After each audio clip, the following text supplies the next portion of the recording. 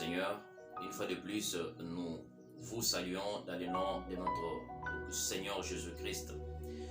Nous sommes tellement reconnaissants à l'égard de notre Seigneur pour les souffles de vie qu'il nous accorde encore le jour d'aujourd'hui, afin de nous présenter au devant de vous, de partager sa parole dans quelques minutes dans notre programme de l'école de la foi. Bien-aimés dans le Seigneur, nous sommes tellement très reconnaissants à votre égard pour le message d'encouragement. Cela prouve à suffisance que nous sommes suivis par plusieurs personnes et que ces paroles sont bénéfiques par d'autres personnes. Bien-aimés, comme d'habitude, le Seigneur, chaque jour, est en train de mettre dans notre tête une idée afin que nous puissions partager sa parole. Aujourd'hui, nous aurons à partager la parole de Dieu dans le livre de Luc, le chapitre 5, du premier verset jusqu'au 5e verset. Nous lisons au nom de Jésus. Comme Jésus s'est trouvé auprès du lac de Génézareth et que la foule s'est pressée autour de lui pour entendre la parole de Dieu, et il vit au bord du lac deux barques d'où les pêcheurs étaient descendus pour laver leurs filets. Il monta dans l'une de ces barques qui était à Simon et il les pria de s'éloigner un peu de terre. Puis il s'assit et de la barque il enseignait la foule. Lorsqu'il eut cessé de parler, il dit à Simon: avance en pleine eau et jette vos filets pour pêcher. Simon lui répondit: Maître, nous avons travaillé toute la nuit sans rien prendre, mais sur ta parole je jetterai les filets. L'ayant jeté, ils prirent une grande quantité de poissons et leur filet s'est rompé. Amen. Bien-aimés dans le Seigneur, cette parole est très familière à nous tous. La parole nous présente de Simon-Pierre, lui, qui venait de la pêche, durant toute la nuit, qui n'avait rien trouvé comme poisson. Mais lorsque il était au bord du lac, en lavant le filet, Jésus-Christ était là en train aussi d'enseigner une multitude de personnes. La Bible me dit que lorsque la foule les pressait, Jésus-Christ a jugé bon d'entrer dans la barque qui était là. Et cette barque, la Bible nous dit que c'était appartenait à Simon. Lorsque le Christ a dit à Simon qu'il peut s'avancer un peu dans l'eau, Simon a écouté, il essaie d'avancer un peu dans l'eau. Et Jésus-Christ continuait à prêcher à la foule. Une fois qu'il est fini à prêcher à la foule, Jésus-Christ a dit à Simon d'avancer dans les eaux profondes afin qu'il puisse pêcher. Simon-Pierre, bien-aimé dans le Seigneur, a dit à Jésus-Christ: Maître, nous avons travaillé toute la nuit, nous n'avons rien trouvé, mais suite à ta parole, je jetterai les filets.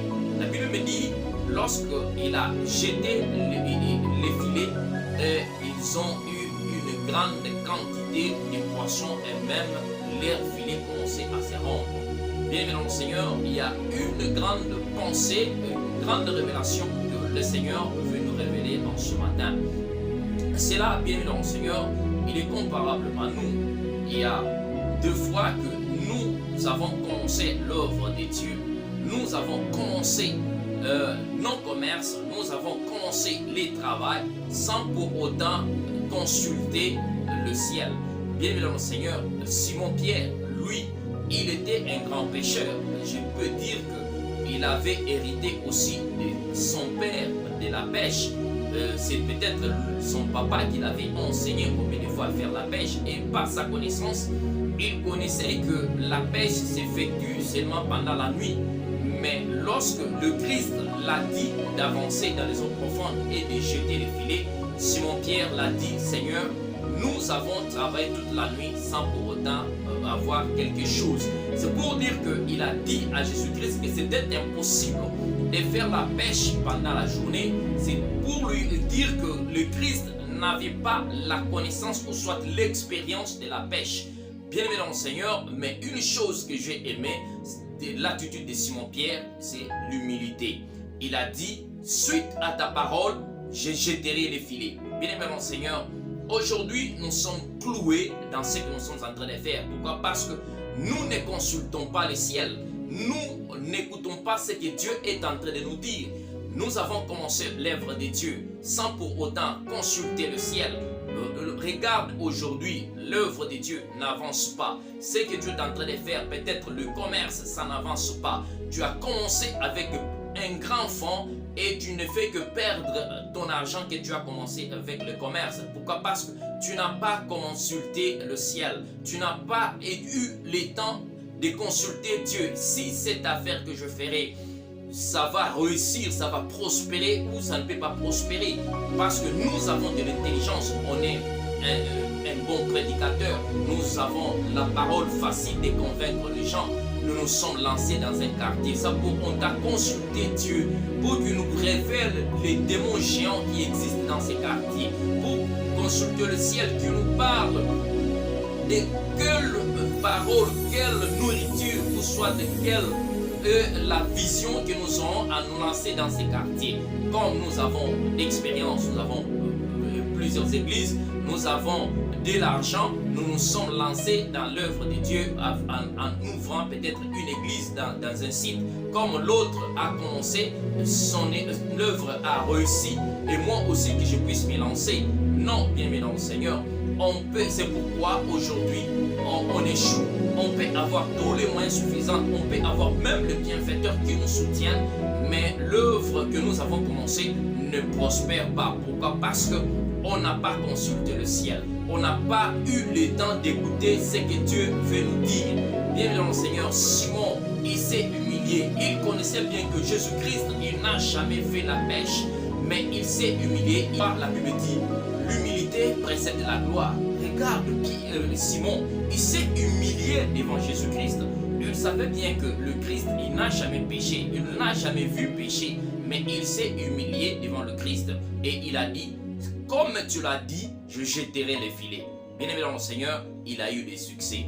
Bien-aimé, il y a un grand secret dans la réussite, si du moins on se laisse être humilié devant notre Dieu. Si on se laisse être dirigé, si on se laisse être, si on se laisse écouter de ce que le Christ est en train de nous dire, à cela nous aurons toujours des succès dans ce que nous aurons à faire. Te voilà, lorsque tu te retrouves devant les difficultés et tu dis, si je le savais. Oui, si tu le savais parce que tu comptais à ton intelligence, tu comptais à tes expériences, tu comptais à ton savoir, mais Dieu n'est pas là-dedans. Tu n'as pas écouté ce que Dieu voulait te dire. Si Dieu, tu devrais te laisser Dieu te dire, peut-être il ne t'aura pas dit de te marier à cette personne. Aujourd'hui, tu as suivi seulement la beauté de la femme. Tu as suivi seulement le bien matériel qu'a cet homme. Et aujourd'hui, tu commences à pleurer chaque jour, chaque nuit. Pendant que les autres dorment, toi tu ne dormais pas. Tu deviens en train de compter peut-être le carreau qui se retrouve sur le plafond de ta chambre. Parce que tu n'as pas écouté ce que Dieu t'avait dit. C'est pourquoi nous avons toujours vu des personnes qui ont commencé avec une grande influence dans leur début, mais ils n'arrivent pas à la fin. Il y a toujours des échecs qui les accompagnent parce qu'ils n'ont pas consulté le ciel, parce qu'ils ont commencé avec leur intelligence. L'intelligence, bien évidemment, Seigneur, est contraire à la volonté de Dieu. Cessons de compter à notre savoir, cessons de compter à notre intelligence. Comptons de ce que Dieu dit et faisons ce que Dieu veut. C'est ça, on aura toujours la réussite. Donc, Seigneur, aujourd'hui, tu pleures dans ton mariage. Pourquoi? Parce que tu as accepté de te marier avec cette personne, parce que tu as suivi de l'argent, qu'il a des possibilités, qu'il a le moyen.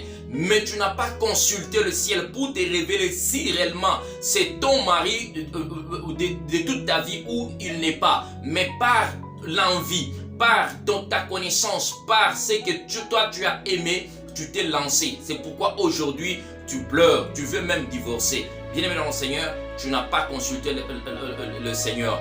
tout début, bien aimé dans le Seigneur, de ce que nous pouvons faire, nous devons consulter le ciel. Nous devons consulter Dieu. Qu'est-ce que Dieu dit de ça? Si je fais ceci, réussira ou pas? Si je me lance dans cette affaire, ça aura du succès ou pas? Si Dieu te dit, même si vous vous retrouvez devant des difficultés, parce que Dieu t'a révélé, parce que Dieu t'a dit, lui-même, il va prendre en charge de ce que tu auras à faire.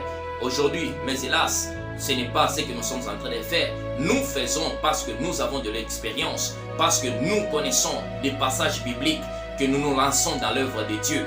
Et aujourd'hui, l'œuvre de Dieu ne prospère pas. Aujourd'hui, on se retrouve devant des difficultés. Les démons géants de ces quartiers bloquent l'avancement de l'œuvre de Dieu parce qu'on n'a pas consulté Dieu. On a commencé avec la chair.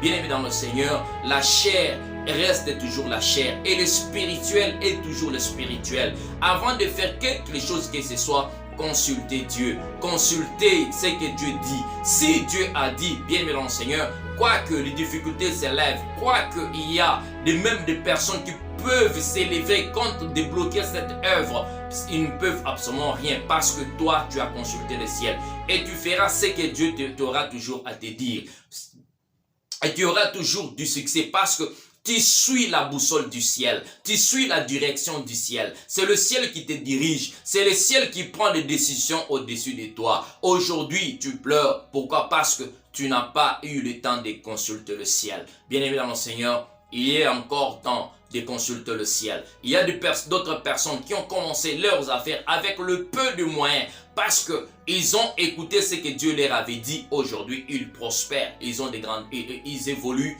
parce qu'ils suivent la direction du ciel.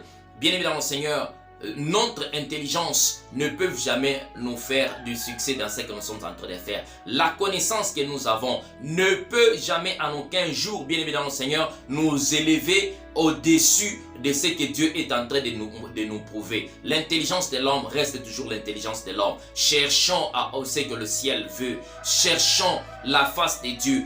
Cherchons à écouter ce que Dieu est en train de nous révéler pour ces moments. Il y a le message de chaque moment et le message de chaque temps. Il y a le message qu'on peut donner à un lieu et à un autre lieu où les personnes ne peuvent pas accepter. Et il y a d'autres messages. On peut prêcher aujourd'hui et les personnes se répandent et les personnes retournent devant la face de Dieu. Et c'était le même message que le Dieu avait voulu à ces temps-là. C'est pour cela, bien aimé dans le Seigneur, avant même de prêcher, puisque nous connaissons que nous avons fait des études bibliques, nous avons la connaissance des versets, on peut se lancer à donner des messages dans n'importe moment, à n'importe quand. Le message bien aimé dans le Seigneur, ça va avec le temps. Le message bien aimé dans le Seigneur, pour convaincre, pour toucher, pour faire retourner les personnes à la repentance, ça demande l'humilité de chercher ce que le ciel veut afin que nous puissions parler. On peut prêcher, bien prêcher,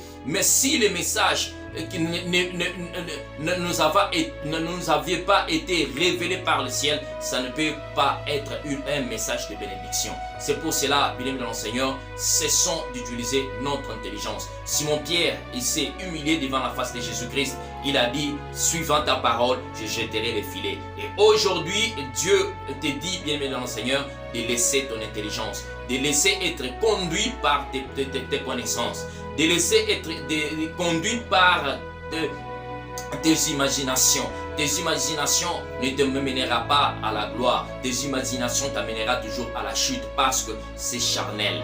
Cherchons la face de Dieu. Écoutons ce que Dieu est en train de nous dire. Que la grâce et l'amour de notre Seigneur Jésus-Christ soient avec vous partout où vous êtes. Merci.